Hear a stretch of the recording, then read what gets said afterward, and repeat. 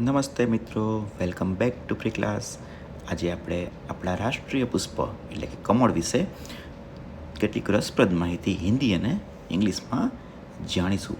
જેમ કે પહેલી માહિતી છે, કમળનું ફૂલ એ ભારતનું રાષ્ટ્રીય ફૂલ છે, જેને અંગ્રેજીમાં લખાશે the lotus flower is India's national flower. ત્યારબાદ બીજો પોઈન્ટ છે મિત્રો, કમળના ફૂલમાં મોટી પાંખડીઓ અને મોટા ગોળાકાર પાંદડા હોય છે, જેને અંગ્રેજીમાં લખીશું the lotus flower has a large petals and. ત્યારબાદ મિત્રો ત્રીજું વાક્ય છે, કમળના છોડનો દરેક ભાગ ખાદ્ય તરીકે લેવાય છે અને તે ઔષધીય ગુણ પણ ધરાવે છે, જેને અંગ્રેજીમાં કહીશું each part of the lotus plant is edible and has medicinal value.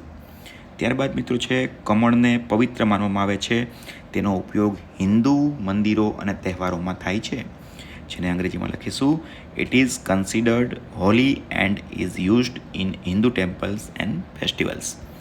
ત્યારબાદ મિત્રો છે, છેલ્લું વાક્ય છે, હિન્દુ ધર્મમાં કમળનું ફૂલ આધ્યાત્મિક જ્ઞાન અને સમૃદ્ધિનું પ્રતિનિધિત્વ કરે છે.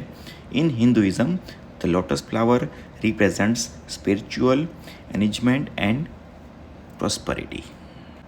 That's all about the lotus flower. Thank you. See you in the next video.